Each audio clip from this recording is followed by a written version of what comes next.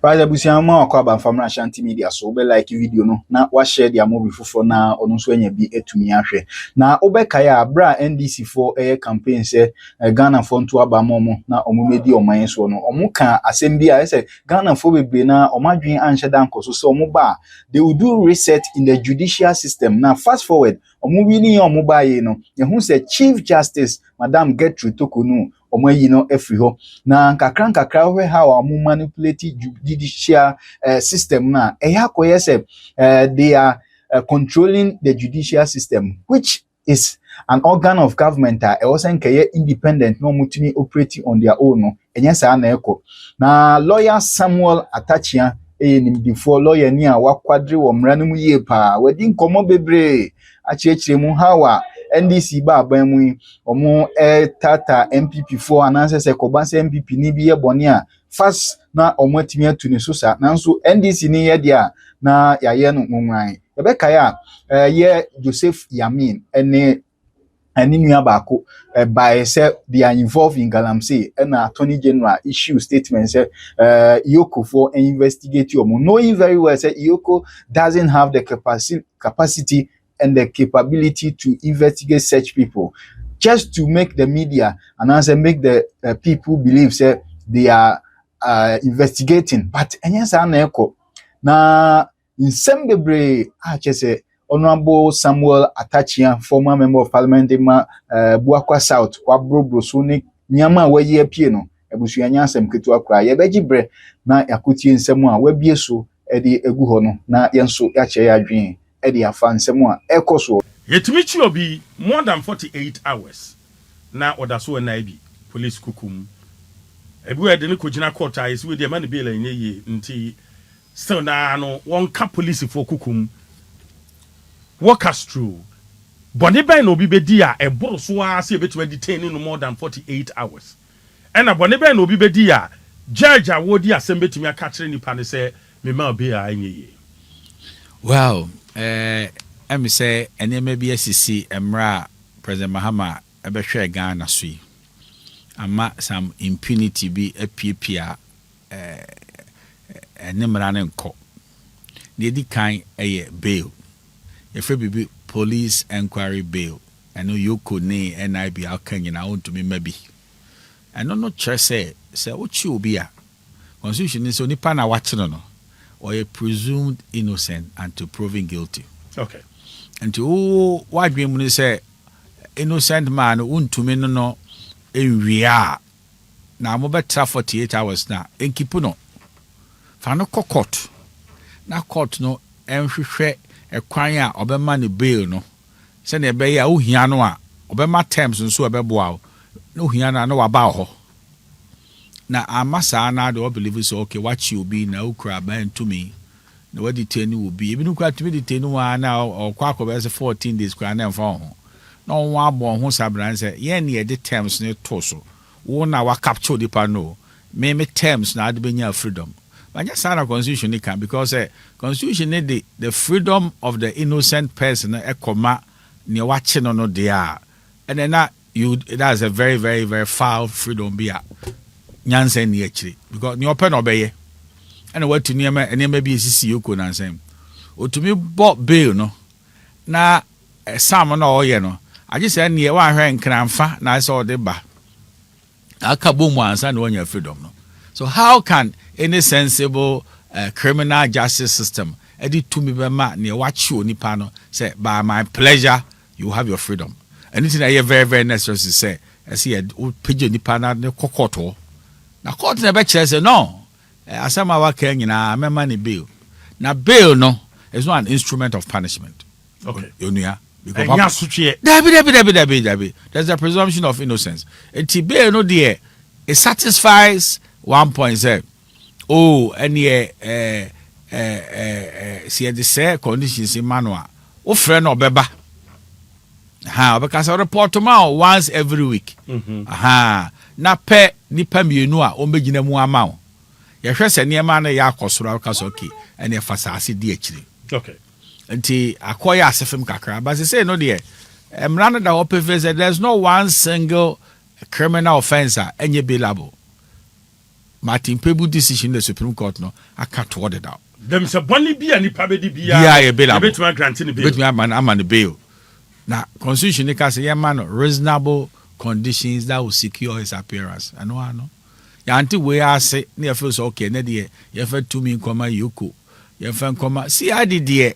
Make say sabi on professionalism no no nguswara. O share CID nipa no obekira asumasi nie o lawyer Brian nie misibisa no asem. Ebi wo kwa ba bia wo clan ne hye wonim. Na bi na afa no ani ade a ebi wo kwa na yoko de bobo am say ayese you be there say nipa twen won Ghana ni e lawyer ni kra na o say ya che ne client wo ye suspect na wo no a wo ye lawyer ni no onyame anu afofi obetumi atena yoko reception ho 7 hours. But council yanti bibia say yoko was our powers no wo your constitution num say on be grant obi big and I say on be detain obi more than 48 hours. Only to me sir. There's no institution of state yoko NIB CID and obeka say no obebu constitution so. Constitution no it's not for entertainment no. Papa Ghana nyina say man penny no. But the constitution at the buy it is how you Christoni was Acts chapter 3 de migidi na eba Timothy de me personality. Sa no ye. Office na on say oh nyina no oba article 296 on discretion nyina should be reasonable, it should be capricious. Ni nyina constitution na kan wasem down. Na de constitution and na amo man penny aba. No man penny buy no and banana didn't buy. Nemo ebi no mo hihya say okay ye mu mra so because too many dey saka I will be to be nka bibia ahwasem the ade am time back say ade no kwa wa anyo ho a no wa kwa kuhuhum asem on the court on tumi huhum choro bibi wanya ebe say judge ne me ya obaji adi so ene e boni onipa na de ne de free akosi bompata bananya no kore ba ko hwem bibi anim efiri say enye ne prosecution ne ka any to me nemo no be proved by evidence. And the prosecution there, on one way the kind of criminal law, on friend the theory of the prosecution. Actually, ne kasa. So I said, no, yeah, I said, we more do part. They come with the theory. Yeah, kasa patche saying.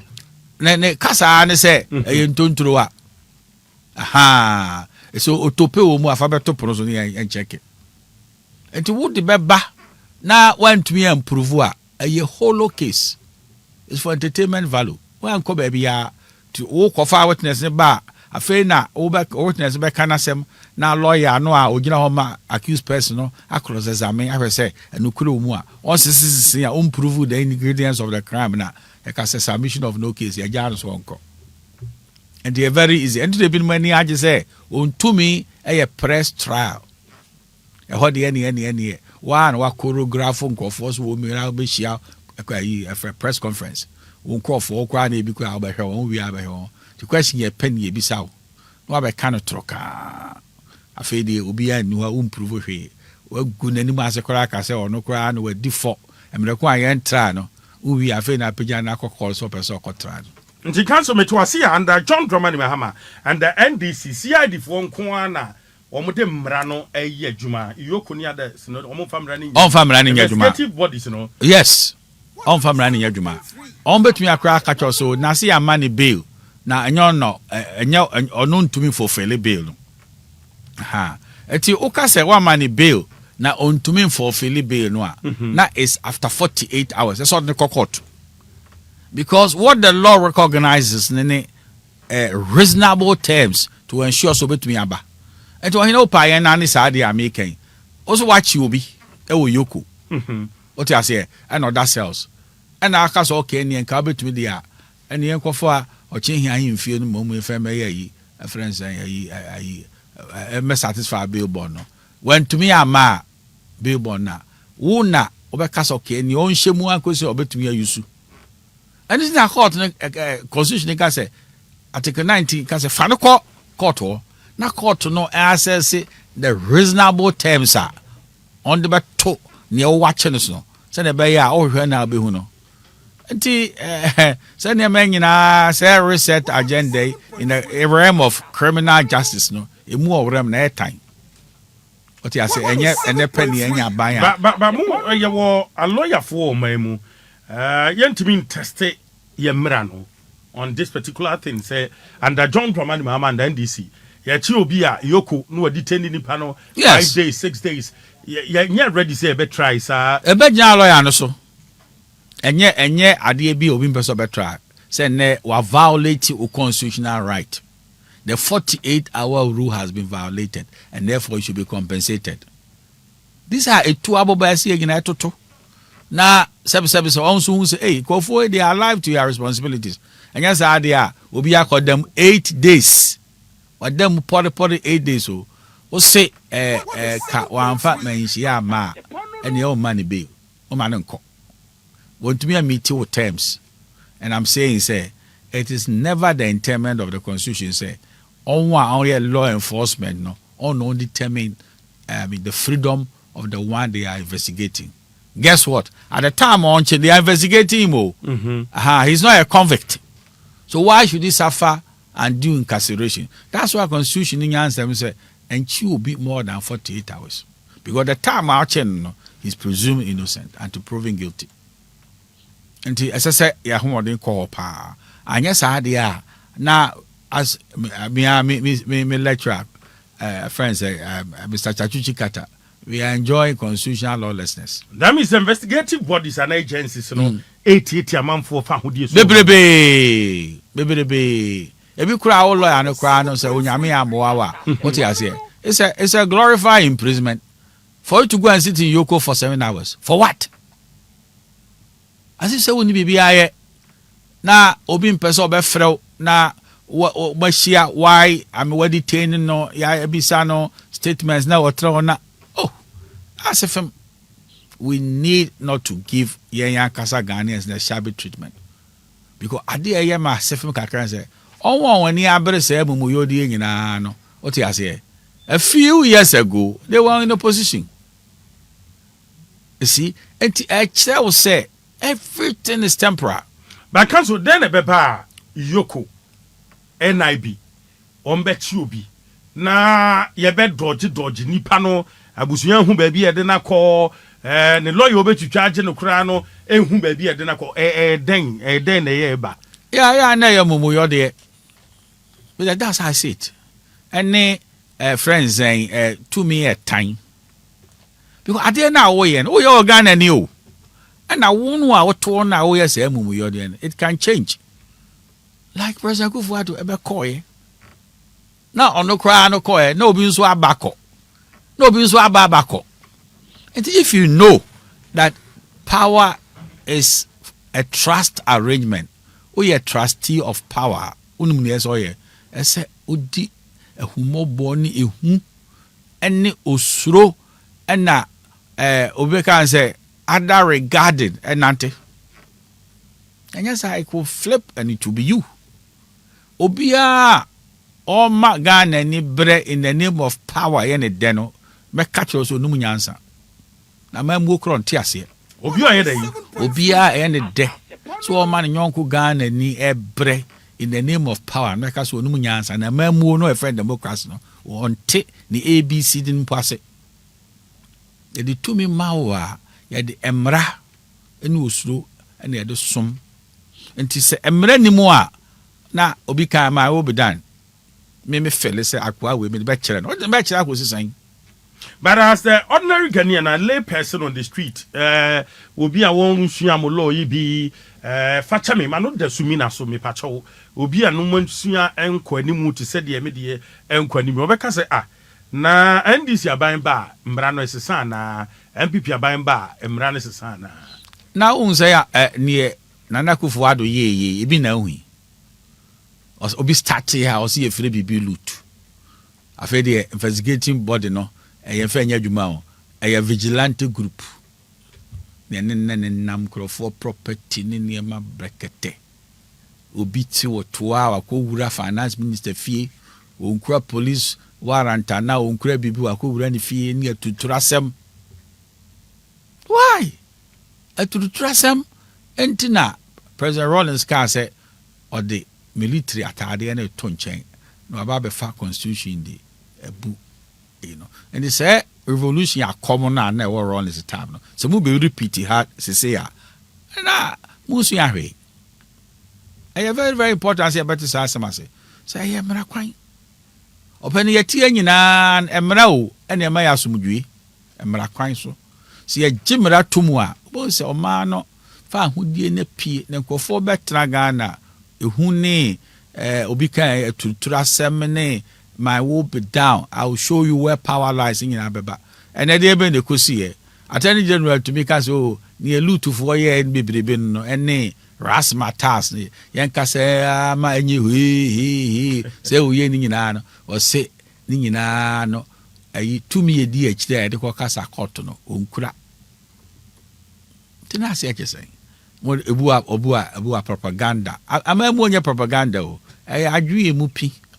Dead din adwuma ti lutu no ko sisen afa ni am hu ba ko so anamens mani nyon se ene sase bi ba na yesi obi anya problema o ti ase ni akudi asem no press o hu wode ye hye onipa no court we ase chesen o pronounce pa onipa no guilty we a ewo the court of public opinion afa na also all ban wa ba be arraign before a court of law. What the for you? What the for we? A good name must hear you. We judge class of better Sanity. Now we are judge and card in the cockroach. And T say, excuse me to say, the reset of the rule of law. No, maybe I say, rule of law is more reset. Of course, now we never make a way. Every man is presumed innocent until proven guilty. So I say, constitution. Is that why your modern new Chief Justice Abba? Well, Minister Chief Justice Ebeshe Mrano Wayo. 107.3. Chief Justice Biani 2 minutes no. Obashe Mrano Wayo. Unbelievable say Ebia Obenya Chief Justice awa appointed no. Na wabeboa say mumuyo ni ade tantan no a. Obi on person be say Chief Justice carry. But Minister Chief Justice na ni atese won. Na on fo mumuyo de so. Although on our point and then say at the Fubia only actually because he has a career to protect. The Chief Justice is known so a vigilante there. I said now a man as in Tirase. And you if you want to have your own rule of law, the idea as you don't get your say Chief Justice. So I know why your party are petty amount. So rule of law non just say or party are petty any amount. And cockerel. Emra different from party feelings. It will believe us okay, and that means many are judges. What? You want to corrupt the judiciary? So your judges will do what for you? Your judges will imprison the innocent. Can that be a reset of the rule of law? We have passed kangaroo also.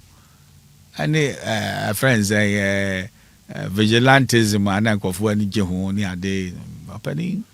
But for now, lawyer for near judge for Timing Campo, say ya near Bequa, copy say, a buy best summer rule of law to my age. May catch your plane say, individual lawyers now, ye see on clients, no, on my mouth, you will see changes. Aha. If you say, would make us an idea, your club will be a kind of wabumwa, you call with group action. Now, one now to also your lawyer, what practicing law maybe 10 years. Na yede assemblies ni trust no akwa anu to me. I see what you're saying. It's yen ma see a practice law. No, we should uphold the law. We shouldn't have party affiliations. Na eno nebema oma na kwenum. Every nation develop will be the environment is called rule of law. Emrane ahoden enya akika. Enye loot. Ene vigilantism. And I may appoint any power hanko Supreme Court. Near where the amount. Oh, wanted the Supreme Court. You know, so a judge is for 1 year few. Yeah. And to court now, dear, no, a corn, no actual corn natural. Oh, walk or ought to be and castle or Bessan because a peculiar is a history making forum, the Supreme Court. I dare be a bachelor biano, well, cocker. Even law school now debate, and then my seven I could actually I don't know one more petition. This is not there. Who did you agree? You tinker with the rule of law, you lower the standard of governance. Council, and then the Bebama Attorney General Trokata Koma Iyoko say ye investigate Obia. Iyoko, as to say, Oma investigating the panel, or Munya Yeminim, but as na be silent, Ewu Kroma. Because you Kroma na Attorney General Trokata Koma Iyoko say, Joseph Yamin, National Organizer for the NDC, ye investigating about illegal mining, Galam say, Wane Abanga, third vice chair, ma NDC. But as now, will be a nimba be a kosi. See investigate your more, and then beba. Well, I na ras matas no ana media frenzy. And that the fair and yet MPP for one year. The NDC ni say the program say you better use near my final. No, so be high they are on to investigating. And to feed the frenzy of the press and to make some people happy as if they are interested in dealing with people in all fairness, Ghana and EBI, Ghana and MPP for one kind of money. So they'll come out with these things. But I wonder whether Yoko has a remit to investigate people who are doing Ghana. I wonder. Because and your money is jurisdiction. Oh, the remit in the cry, or remit in the cry. And the trouble I know, yes, and a man, I know Bisa. And then why you know who will be forced to be count and Yoko. But the Attorney General is a learned lawyer, and he then a learned lawyer, Betrokrata ama Yoko so investigate you be about illegal mining, knowing very well say the Yoko any such jurisdiction. You see, over Constitution Article 88 and 9 can say the Attorney General is the principal legal advisor of the government. Okay, fine. So no cross pass or my legal advice here. But if you are writing your political theories, what the call? And yet, Ebu Anyamara, Ebu as Adena would trust a lawyer, the Yamarana would actually name you want to satisfy some political constituency be, and to maybe out the other nako. And I would deem Attorney General, it will my name be a picture. So, and then the Attorney General actual letter, but I'll share the content of the letter. I will be kind, maybe grand for Attorney General and so bet trust our letter. And that's what it is.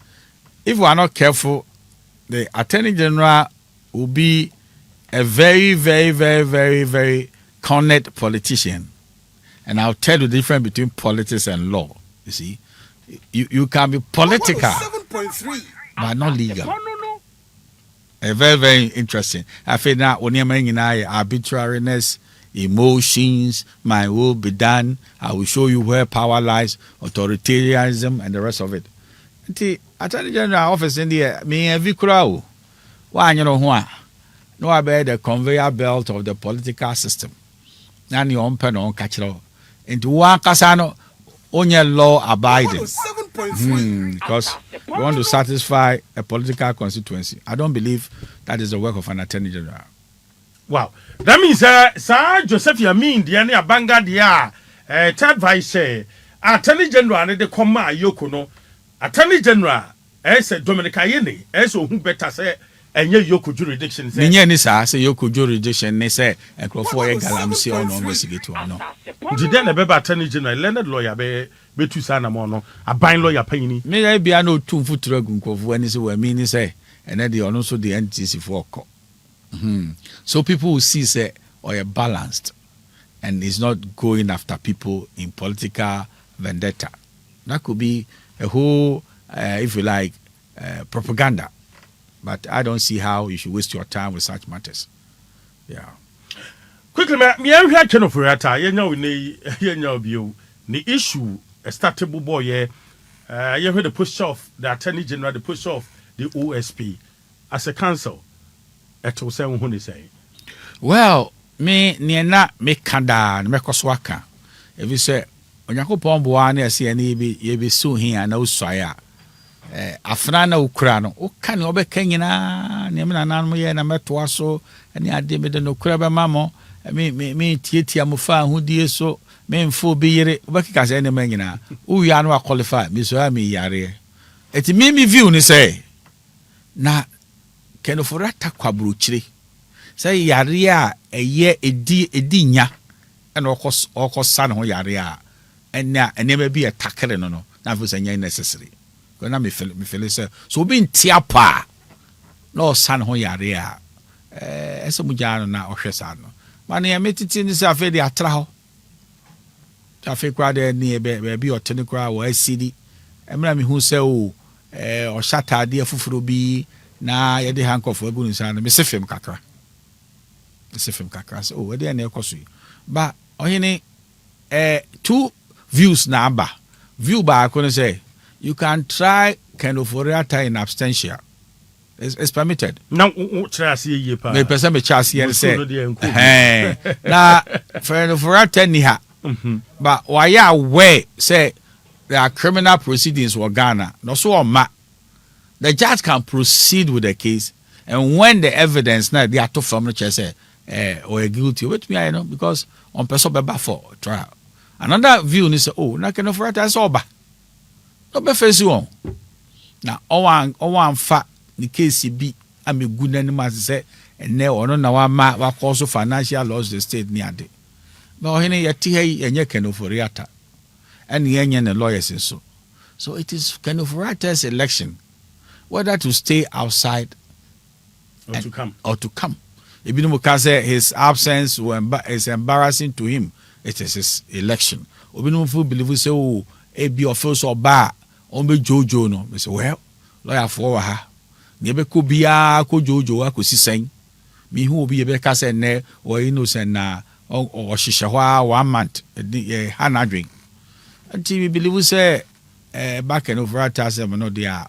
Also to me so nya on between number fine o me used to me on family kwan so na de ko dia can for attire on between the nephew aba fine emra kwan so na between extradite obi aba judicial another matter e asefem kakra say obi kan na ye can red alert ni ade and those things as he says is a common criminal and say never kwa fan force so the yeah and never said the man nyina me dey say is the right thing to do, but Ningina no Yamini ni penim can offer to Nyakolao and a service penny food in a cheaper.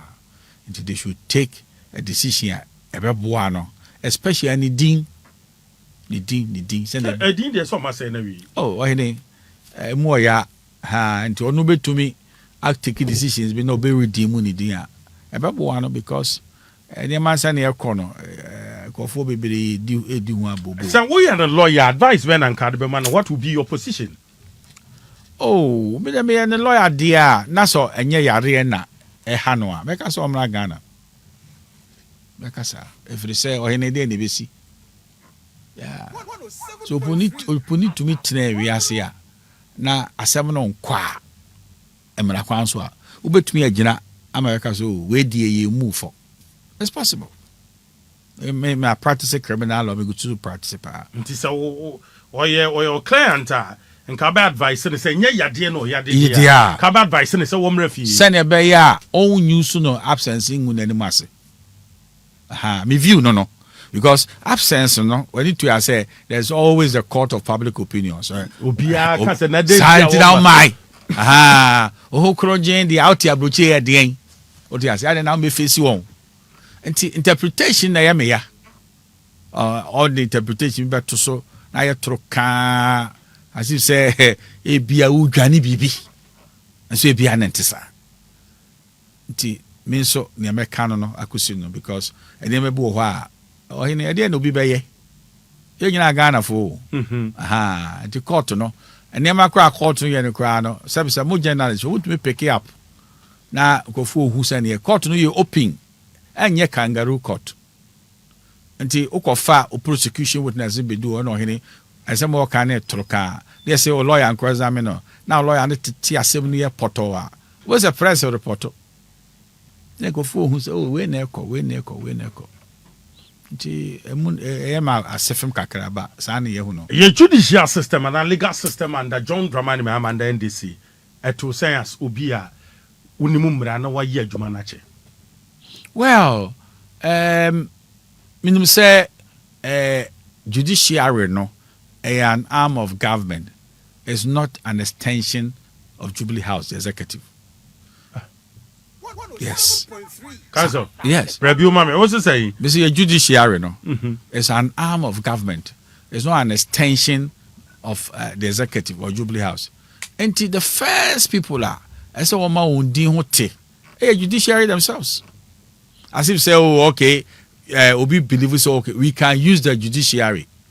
Oh, sadly me yapa. If that perception should ever hold sway, that mean the whole constitutional democracy, no, I mean, has been torn into pieces. And TBJ say some appointments have come.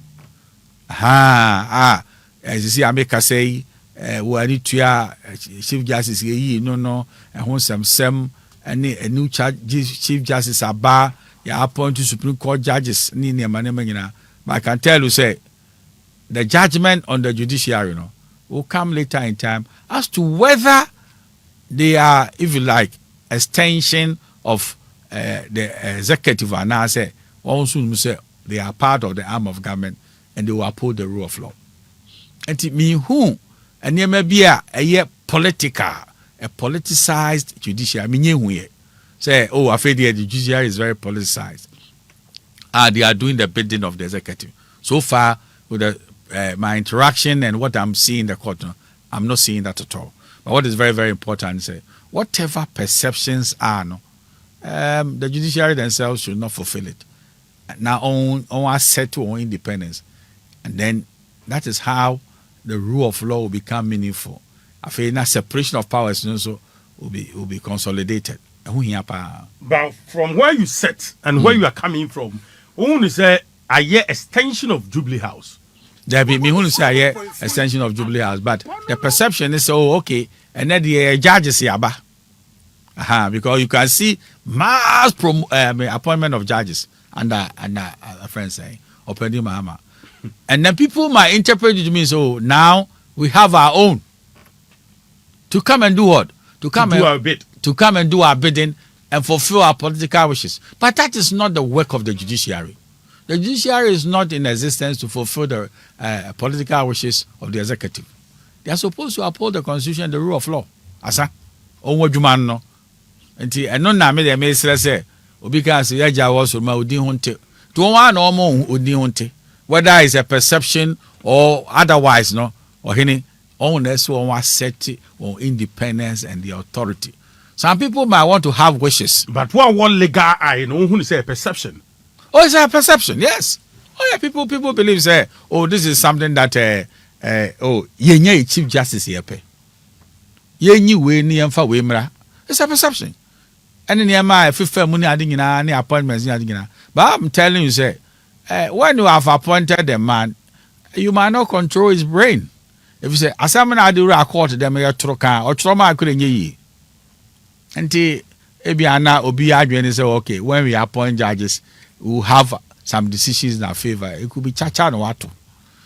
What's happening at that? A ben waka say, judge no trauma if it's all now appointed. But I could always tell you, say, the judges themselves, they have the inherent power. I mean, to uphold the rule of law. No be never amount. Right, maybe chopping one back here. You know, honorable Samuel Atta Esquire, and 18 common name, former MP for Buakwa South, former Minister for West and Housing. Shannon's mommy say, oh, Chimoda in the Eastern Regional Community 103.3, so T&K, strong 101.5 for Chimda, Afima Radio 103.3, Wokofodia, Mining City Radio 89.5, Ewo Takwa, Assassin 98.5, Ewo Kumasi, Mami Fasira Kasiema. Tontina 74 T74 Nax Solar Natural Clinic Commander Roma and the dear to Panjuma de Summon and remedy the Bruni Bafua. Ya ba Sabe ye Miranumu Kakra. Quickly, my young corner heard ye see ye Awa Burkina Faso and I reho Yenria Mai Fatumatu every Burkina Faso. Yantiasem de Nipanson ye tis on Mefrimu, but the nay city Pabacoso assign Efrimu.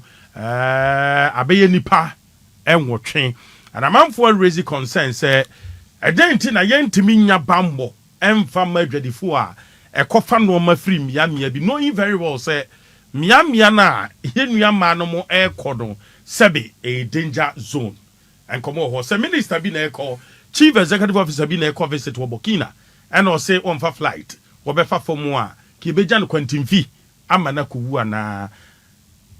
Honorable, my name is Watia. What here to saying going forward as a country? Bibi wise issue. Nedi kind obia nedi shi atono.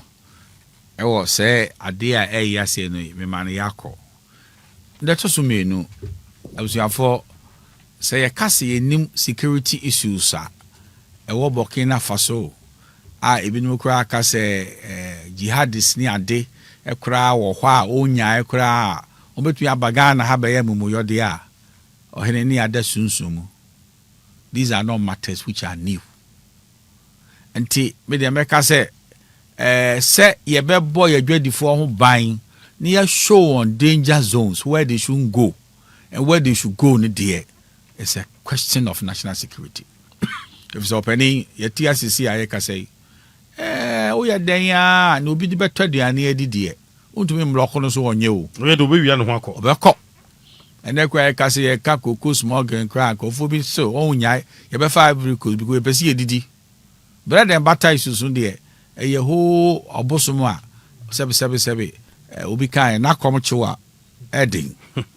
Enti kwafo so on be pen on be dia. Na on be called danger zone.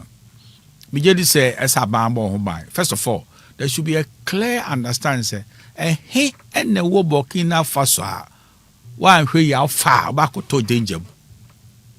I say to me identify so Oh yes. Be a wo to say how dey horse. Hwa ban kra no 77 between no. On person on be with that one. And you want your Juma, my moon. Yeah, kasi ya Juma. Defense Ministry and as Interior Ministry. Yeah, a combination of defense and then interior. And what is even critical, national security. If you say, top underground information, national security. Only human power, only your boundaries, no, only where it is dangerous. No one feed the other. Law enforcement agencies no now what to me a demarcate amobia say and the Ghana for mosikiti say moko pe bi di mo be koy Burkina Faso ehu na mom opesa ye na ehu ye korogin asem ma ho a eya amokofa. I believe say see a mass lease ya say mumuyo di emma na ne obi kan say eye den nkofo say ye de be ko Burkina Faso ni akwa akopɛ tomatoes ni abeton Ghana. I want to come here because Buakwa South there. And you say farmers be brave. Ghana, your fertile lands were ho asase a asase bidia say sebi lorry kwan so kra no. Wo de aburo eto na asphalt na tutu kakra bi a ebetimi afefe. Why Burkina Faso desert so? Well, and ye can say ye hwe agriculture ni yi kakra. Na so nyame chow ade kese age say asase tra 7 year old kind say even kwa asphalt wo na say buru bie kwan bi ni a wa ba se be fifia. Then try and use your resources very well. Because he say I guess ebe say a tropical country but ebe net importer of food tomatoes. I didn't need to be near send ye can go for a irrigation system. And send your man should be a national undertaking. Ben bia fa enshemukena. Ade bi betumi e Ghana bi ense import. And a fake crown on the akofa ban say yen hwe value addition no enka ho. Say oka say na de tomatoes now the other export to because my irrigation Ghana and then also on can tomatoes na obi kan nkofo bi so import na emwa foreign exchange. Nti say na man nyina anye national assignment say ye war lands or very good tropical land. You bet me a duane bebre until we shouldn't import anything. But if we can put together system beer, a production costs there, then we should do the value addition and convert our raw products produce to some other forms of it's a can use a so we have value addition, the boy foreign exchange regime now. Right, and then it's about a year because when we some for raise concern, say as of now, okay, say your defense minister and the defense minister na timi yakọ Burkina Faso. As of now, maintain say acting defense minister, finance minister, on our 2 force and wako Burkina Faso, maintain say interior minister call, foreign affairs minister and call, and I'm on 2 boys and combine to us now won't even 2 years. Well, because I have very, very serious matter and emergency, say, me get this on one matter, send you okay. You see, you need defense minister. Only at 2 force face on the cocoa butter carry and why busy. enya dia obetumi aka so wo ja dia akoye kohwe ene emesi no. And it's about time yeah papa mahama we abemu de enye kuna o ya ka say ene seb ayi kofo no we no afima nti kuna ne ye nti okurafo no fantuma ne to ho a wotumi nya hwe no hyedem amemu mu odu sensa. I can't see a nation in which the finance minister is combining his work with the friends saying defense. Nti enieme here say so the to fam no onye say NDC fu anya safo bebre o appoint be na 7 emedi buano. They could send a delegation for I hear and say enkita hu bi di ekoso. But say physical presence there, you might be right. Yenya high power delegation be a 7 only waku share on counterparts. On bubu ho no ahwe ne me be ne nya first hand information near to me and how e be tweet to about near tisa no. Until I know they are working on some things, but I don't believe they've done any physical visits. Papa, the ordinary Ghanaian, I will speak to the ordinary Ghanaian on the street. Ghana for Wufi, Sabi Nam Kwahona Mudin Komo. Defense ministry, no, a crucial ministry, important ministry, as at now. About 8 months, 7 months, Yentiminya will be a chinchina in a replacement. It's so important, say, Anka and Sese Chekra, or substantive minister, na minuano fimuno, a Jumano Twasso. I don't know why Obika Asadi Ache. I can't explain. If you say, Obambo to me back here, sa ministry no.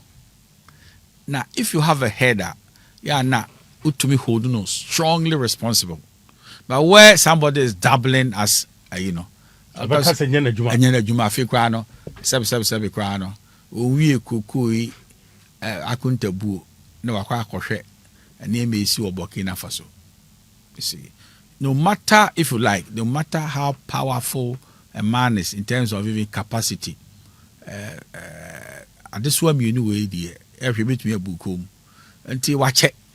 If you ask me, I say so by now no the MC we be wake up calls papa. I'm say baba mu dia yenye kuna yenye na fa obi kwasho ho na omeboy nti eso hwe sad no tragedy see e wo Burkina Faso no ohun say asoman as NDC aban as a man pani John Dramani Mahama omo feli Ghana for omo feli traders no. Well, I wouldn't say that. I would say seven enema bi wo ho a present and real on ya when so say yenkofo no koho e kodi dwa. Enti me view ni say maybe there is a security lapse and they say yan to me anka say a high no go area the amon koho. That's my view. So there could be a security lab. No matter how you see it, no security labs here, it could be anything. But I'm of the view say, to me a siano kwine. Sadie nipa what we are toy NCBM.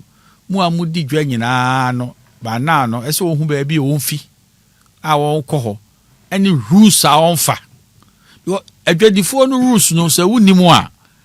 How would you know Sankofu will be the Ghana? How would you know? So these are, if you like, friends, national security issues are. But now, who be a danger zone soon in our war. They are warning for say don't go into a danger zone. Now, and a bit me about and me first on share security arrangements. No, but where there is a security failure, I wouldn't say that is a failure of the government totally. Right. Quickly, you have cocoa farmers. I mean, I want to say, Tomodo cocoa kakra. Hey, Papa, then are okay. I don't chat to mommy. Oh, why is Anna me boo? I say, Papa, then okay. Right. I'm wish you buy say a bino a cut and I drop a producer price to 2,562. No, Ete will say as former MP for Buakwasa. And then I make say ebiana wanije galamsey hu pa enti kokoo say awpe nanso if you want the economy to be strong there, then you have several revenue streams aboa omano aha enti you say na me say owani abagalam say no eboa friends go board no owani age ho pa enti won anwe ankwachire papa efa the real consequences say obete kokoo no bo so wonua then you say then there's no incentive to cross say me kwa me kokoo biem obi kra de ane baje de dada did I from me hata kokoo no kra sanete wonu se me hoodin wei se me konya bags to do say ya sika we ne bebre me na ma start ya you no it is a whole disequilibrium onua se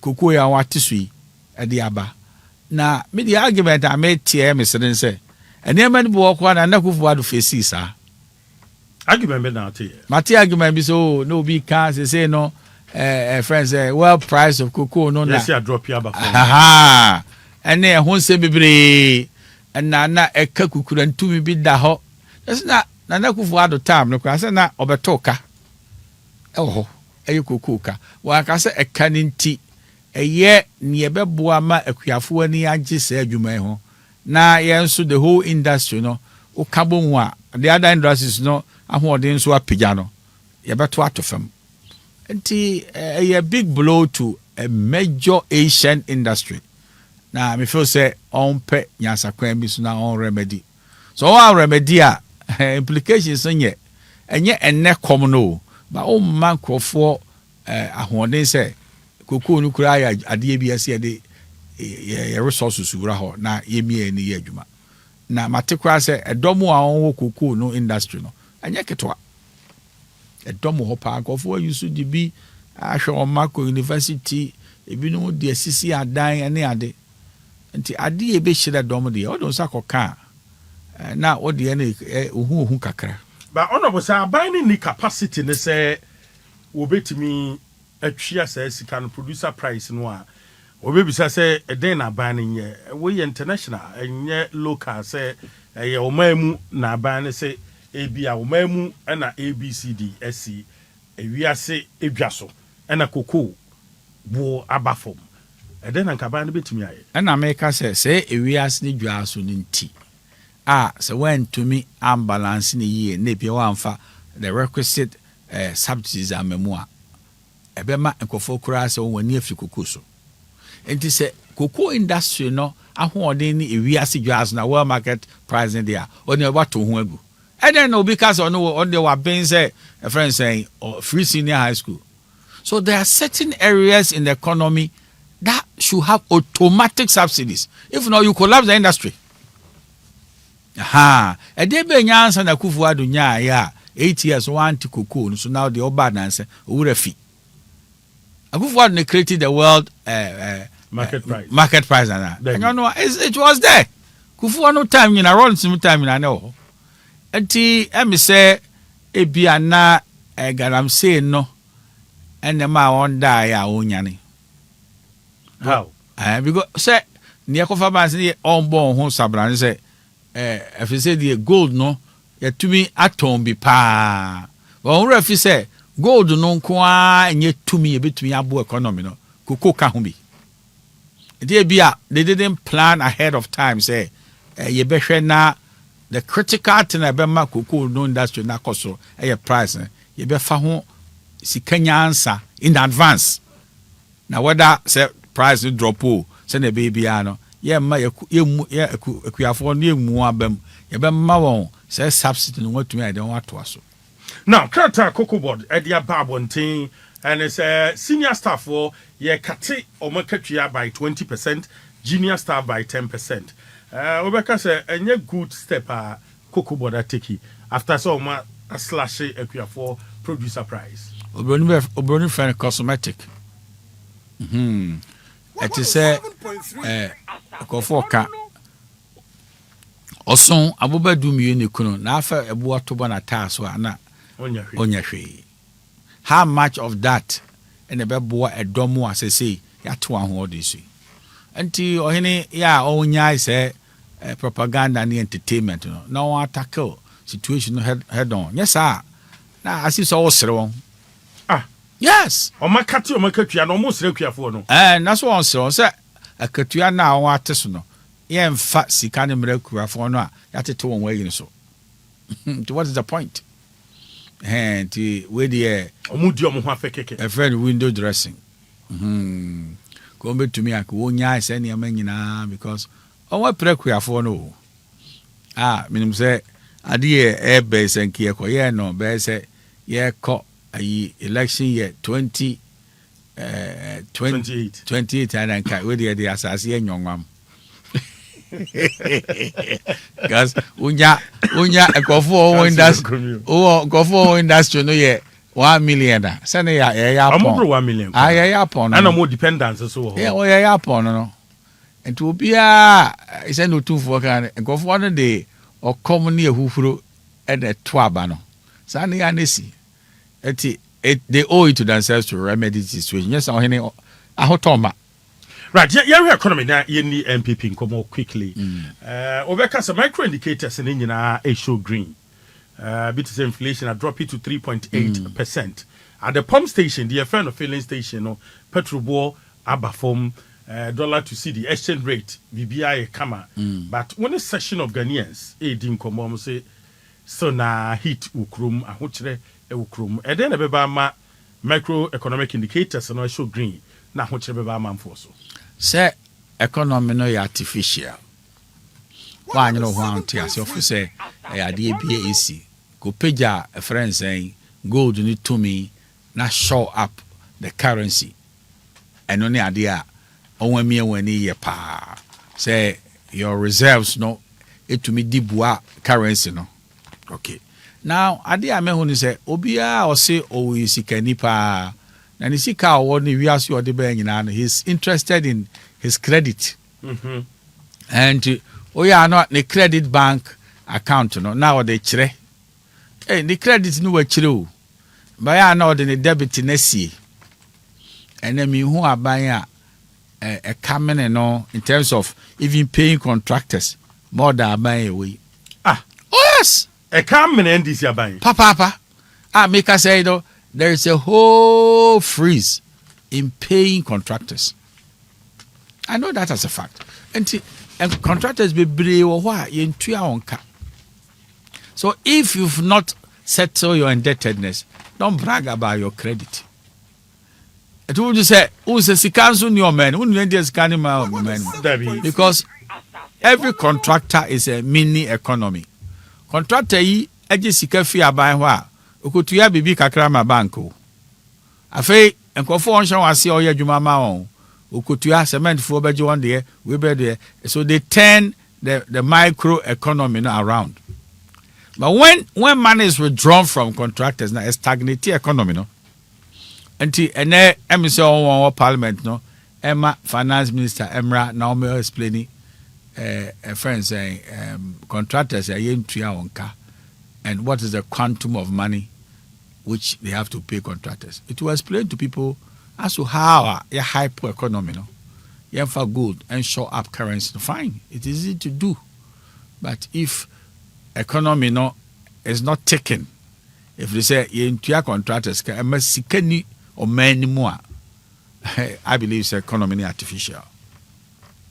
Sikana ni mtia ukasa na. Sikana ni mnopa se books no ye fe.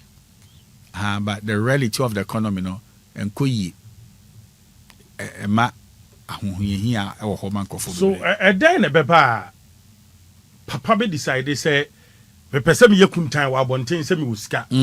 Na come de me ma wo fie e then e beba. Propaganda no a propaganda say bi no mo no amammo no sunsum ye propaganda. Nti yen project bibi na yen tu futuro nkofo ani so ya boy homodin pa. Obi ka say single digit inflation 3.8. Yes. Na say yen to be into agenda 111 so I. What are you trying to prove? There are several projects and Nakufo ado ye. I believe say ba no kra no. It's answer the constitution can no. O me when no the own complete I am starting am afoforo. And now one will say free senior high school no here enti ye pesika ne de awuram sane ebe ya ebe bo ma no enti ade bi ebe bo ma no so show interest or kase pa but I'm of the view say one of the things are yen hwe pa and say what is the extent of the domestic indebtedness especially to contractors. As a contractors no on there I can't see how you say you have a vibrant economy. It will make the economy fake. Books no chere say be oh yeah de send them actual no good results no deep wow. But in terms of the real economy no the cash economy no a deep productivity ban result. Right, maybe I fin wa beke ho a Shanos Mam so no some attaching Esquire and any din come former MP for Buakwa South, former minister for West and Housing. Yedi party unkomo me basis here.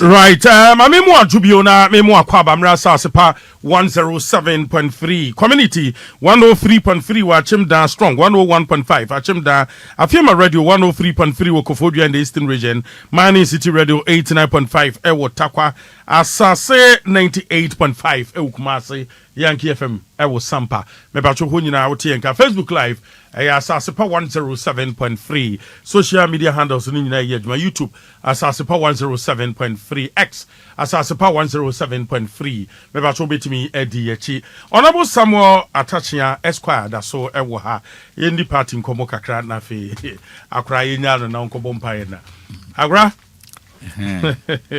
menka se trinkwa na za menka dai oh yenya trinkwa because we a lawyer ampa kezo bisam se denti a dom no die so abem that is all democracy is about. They call it majority rule and a dom no need that so and the baumia and they expressed it convincingly seven boni bia amem oye ni bia mem obi kan say ofo say MPP be she MPP anhye I just say a very mature tradition. I prefer me maybe some questions in the way lawyer will be some questions in tea. Where they are not their facture make a book. Now only Canada or Hene Japan, only Canada or Hene Japan was someone now. Debbie in the assembly. I dear Bakwa Boame. A mamma dame dancer. Ubi any one and Muguasi, a memiska. A principal, I'm the Nantia check. So Ubi any Viasia. The Muguasi. Ebe improve my bank account. Eti me ni obi oya me so one enemy. I don't have one. Assembly ni montem. Assembly ni ho. But na critics be can say we na wo kasa na so kasa ni gear towards Canada or in Japan. Sana na eti na. Na ntesa I can see a comparison. Enti obi kan so pe bunabunu obi so no so pe a friend say whatever nkwan. Nti you be test it. So I was setting Kennedy here Japan against Baumia. That's all I was doing. Me cast won't onye ni papa na so on the you but o compare wo me no dia oba kukura leadership to me no say back. It in ukura leadership to me pa mo fema no. That's what I was doing. And you turn him na nukura me de many who and say oh na what comparative advantage na obi wo over another man. Say comparative advantage you know be over the other person. Mo fento na mo koto abanama no. If you say more than a choir a bit me a yama yenina MPP. Campaign time and what can be as na ya to baby victory aba ye beka say MPP na edin kunim enye Dr. Elijah Mahmoud Bawumia a wotena sedin aposo obi sa won say we dem hu yan kamanka na bibie no amatwa san because anyama me kan nyina no na me fa pem no ye no korɛ ɔhene meka no kwa cho say me nye ni sɛ megu obi ye ni mas na mani akɔgye akɔda o ekokuna ni mas ye nyina ye busuafo ɛna yesi akan no the akan sie na yesi no na me so me ye emu amane me nye ni sɛ me kan sɛ bia na ɔhene ɛyɛ keka kasa ɛkasa ɛya ɛtra yache ho ma anye saa ne ma bi ne mo me the facts not to ho opa ko tie ne me kan nyina me the facts no ko to I was speaking facts nti bisiraka sɛ ya na santa no kure emu oya etise kumu a ode aidin agum anso ekire hili nti me fomobi a ofenche me ba ne mum boni ni ekire kura sɛ abai baby a what drew MPP mu and ya juma wo ye experience ba amamu mu wasum Ghana experience ba party mu a what the party echi ache na wo kasa wie na wote se Kennedy camp for no kasa baka ya na to say ye how aha make ba kokora because na me so on this one yes say so because bibie no a on to me the facts counter me the catch one sense bebre ho asia they are in a public space already, so you don't need even evidence to fight me. They didn't have counter evidence. Enti eno an say o make kanse mi ni ade aba me na me fanya dwuma na ade ba ko a eye me den say eventually no abusuafo no kasa ma ba omia as if to vindicate me so I don't believe say so your comparative analysis na emra e wo mu idie akonya ne fata ba omia. Madam so ye Christosum ni okwasori pa na uji Nyankopɔn di pa sɛ wobi ka sɛ massacre free me bɔne ho ensɛm a meka ye my actions and inactions aha obi a wɔn fa nkyɛme mabɛyɛ abɔde foforo a na nkenye ye sa ɛno no enye emra dodo no a wo pɛ bibi no because obi ka free bibi okrama ho brase na obepɛ tumi it obepɛ tumi nti one pretend is afedie abufuo no kɔ ɛwɔ sa enema no bi sisi kra na emra sensem nyina ba fe na prove biem prove biem me de obi kan se kunu dia bentimi me ka se na de me sia akwa musu ya akonyane fu ba bu ha na enema bi ho no a ade na se aba biem na fe ese foforo ba biem e we say oh na ba me also onye obi a na ye fra no trophy o te kakra ho ti na bi no mo tete ne ma bi as nti I am unfortunate but me de me koswaka say a domono adwene no on the tour messaging from candidates are omo contest ye nyina no as an experienced party member senana ofadafa well messaging nyina na ye keka ni nyina no ohene ne ebema edom no ho aton no ba mi aka anwa sempa ebi wo to be cry to me the ton anim say constituency bia no cry no ye ba appointments on fe ni pedu I feel the constituency because sometimes ya na appointment no cry achi adodo as you say constituencies dey be nkan okasa e kire ho okasa emwa o de bebo adom no afei ono nso eka ne track record okura track record pa ono enkof edom ni nyina ne no okura track record pa wa mamu yo no awadi friend wadi akufu ado wa 16 years abedi friend saying vice president ama enne na me catch nkofo na oman mu ayire pa o last election e ko na mu ayire na ye kon ensem no wa ye kase sia ko be kase o obeso gu previous government and mas 107.3 edum pempen so bi no o kacho na MPP for bebre fele so opposition abreso na party no power party no power obi nya kukudo so na slot bi aba naeko soja okoton slot no ama me bi akofa ne ntoma na wakoton na wakobo be sia so na oni pa ko na all tons loss na je na the 7,000 asa na obekọ army enema bebre ko ya aban kra edum pepenso obi din sako kankrofo sika ye hu ni nyina o ti ase ede be no wan ka galam se ye pegya ko wiem ebi kra ko cathedral wonu se kristofo ai aman ada na we onema bebre sisi ye nanso ye kon afadi nya 41.7%.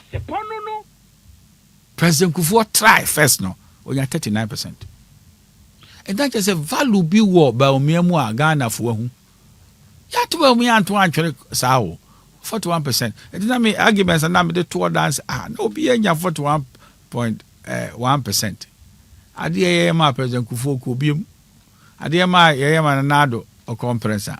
I don't know Yama Pape. Now, on fat 9%, then count 41.7%. Near close to 50 plus 1. And then I must see start 0.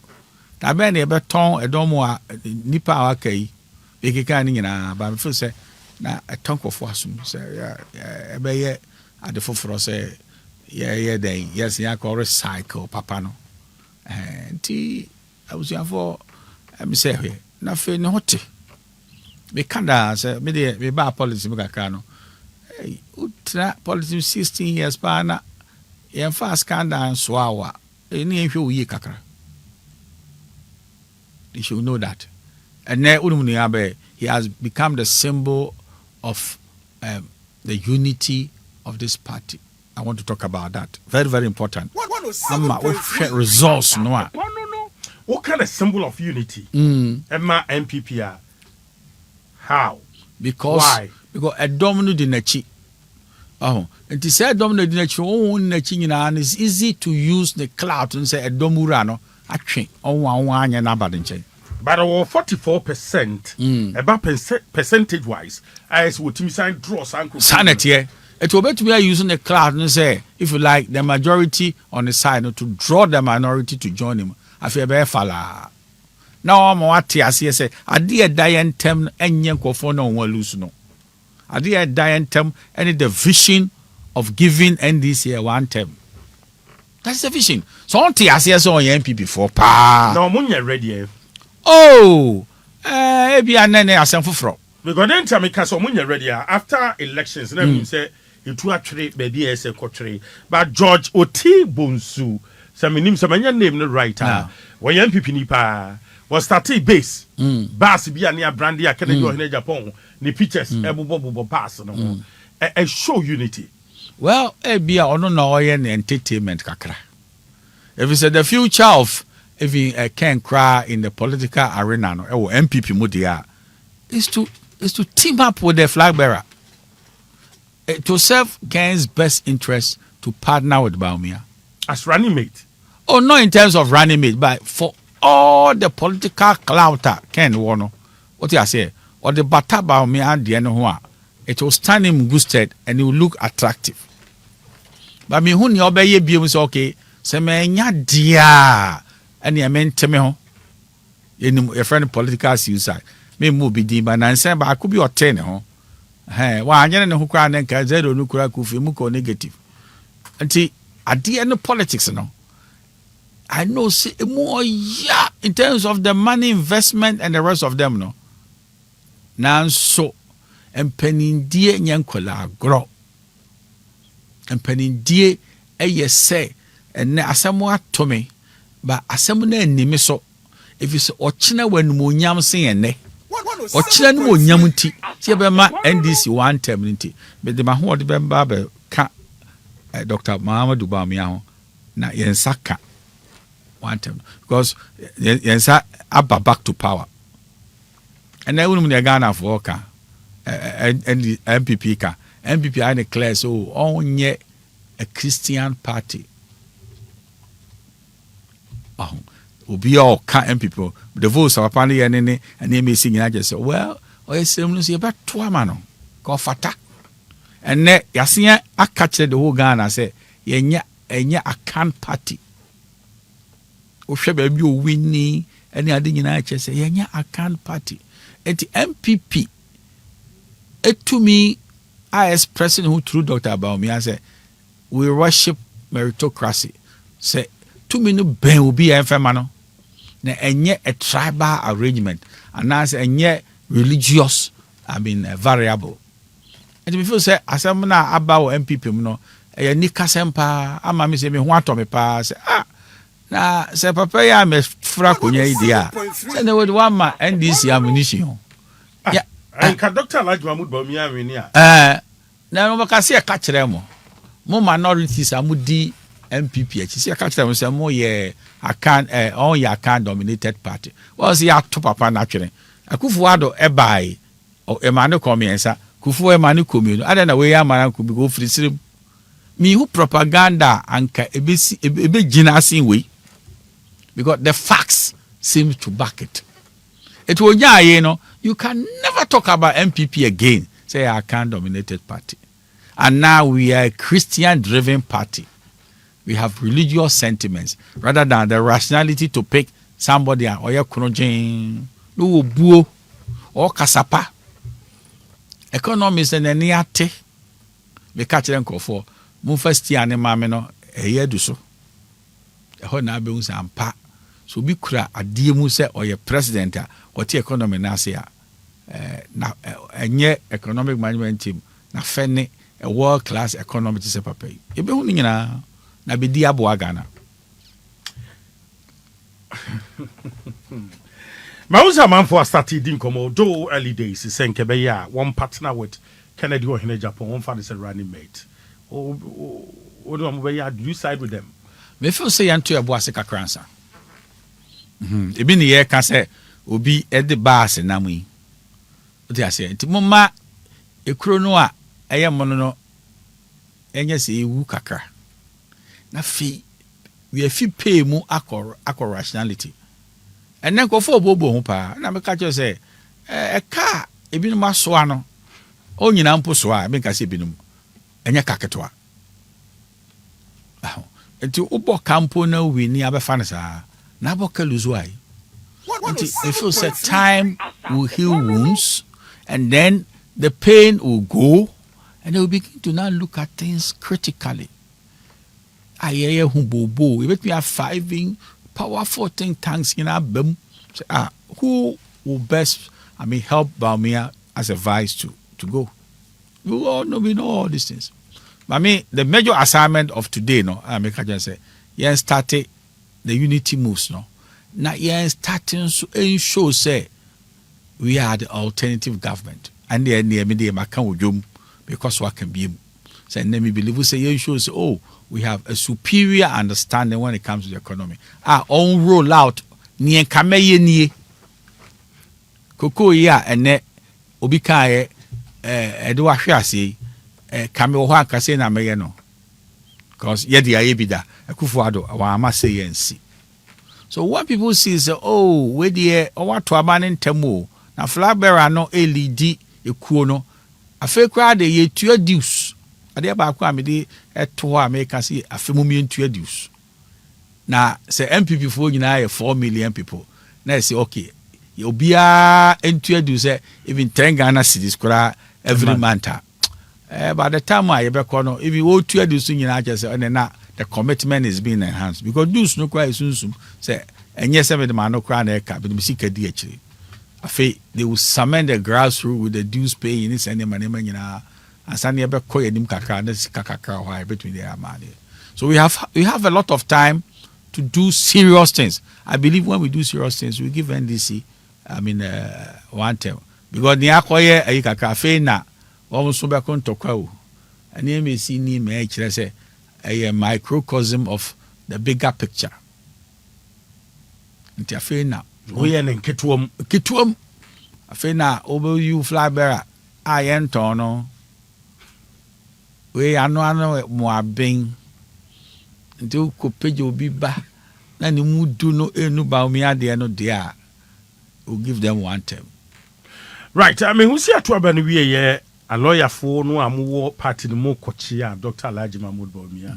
Very day and bow betty na more hovatada Argentina. Oh, I say. No, I busy. Yeah. And Timmy a male and when in como. As of now, can I do a Japan and taste a wako Dr. Alhaji Mahmoud Bawumia or Dr. Bray Champon Coho? Should it be a concern?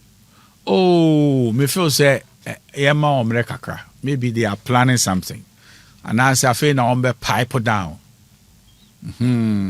Na ebi kura wan kwa yebeko. Wan kwa yebeko. Menti asio. Say ye na yekura itumi no. What you say?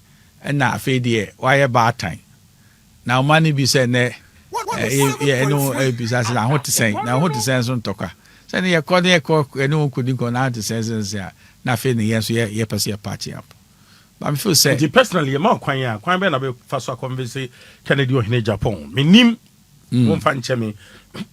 Minim se bibi she ne na se but on aka say bibia ni mu or be support MPP on free MPP enka den na be ka kire no. Me ka kire ne say yeah accept statistics because statistics you to me or arithmetic you to me.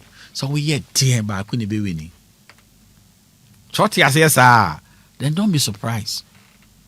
I can't see a ye nipa back no.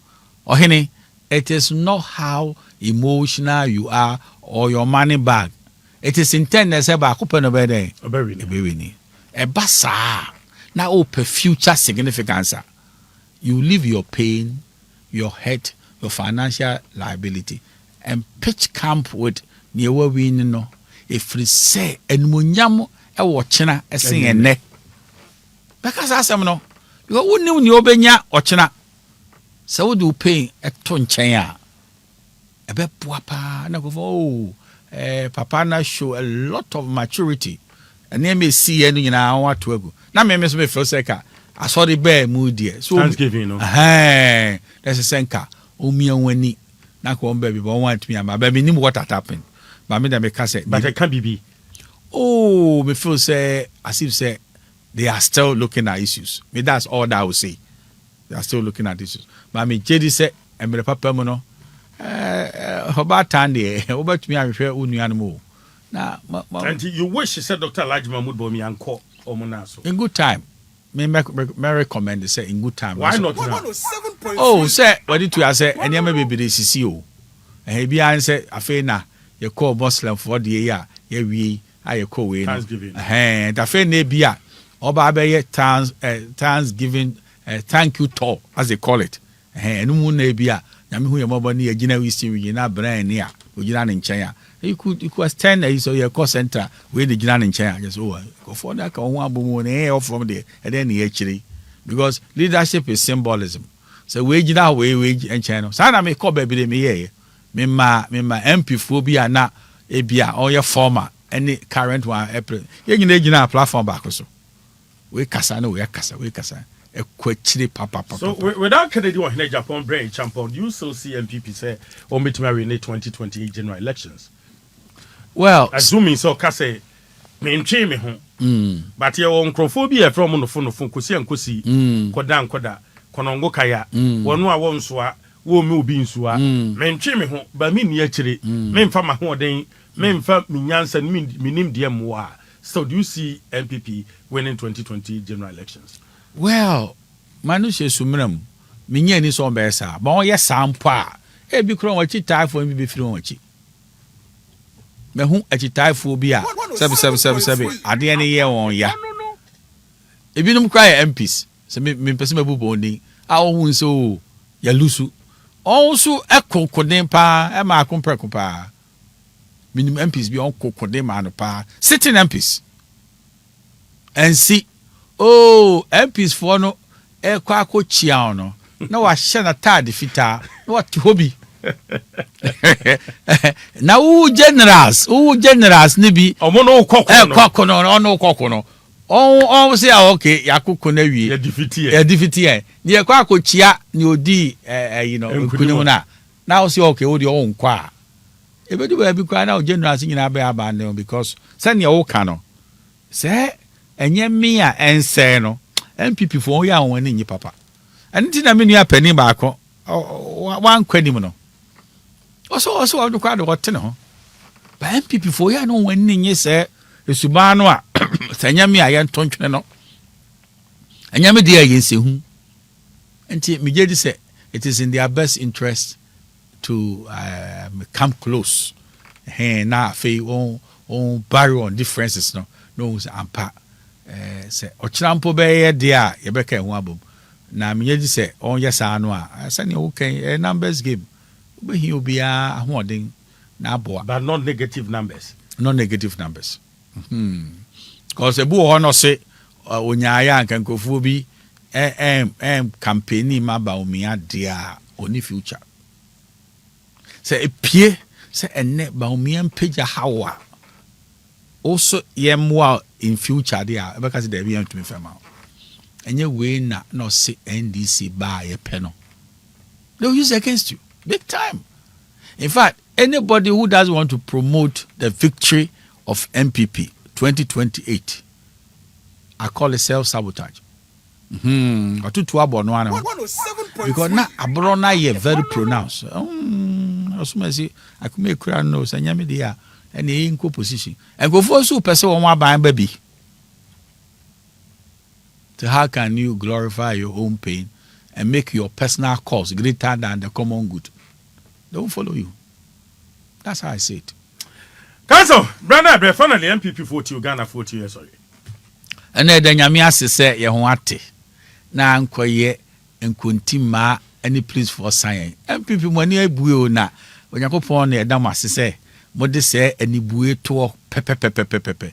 Yanti ba bia say ne de akoye te say o obi twitu no bi so fair jan ama please for no ye adwuma IGP we so mebo na baso because security presence na hu me ko baby bebre the police for no na MPP for ne me srane say ye reorganization kese pa obi anfa no nyimbi na ye nyina kan ya ho odi mbom as a unity of a force na ye fa ya ho odi ma Dr. Mahadu Bamia na me je di say na NDC afi na ombe kontokwa mimina apeja a new flag bearer no ye de ya no ama bend da wo yakopon be hu yamabo na ama one term na fe economies na oti agro na asem aba be boa na obitu hia no na ho atoy enti ye wo hope ye woni da so much na obi e ma enne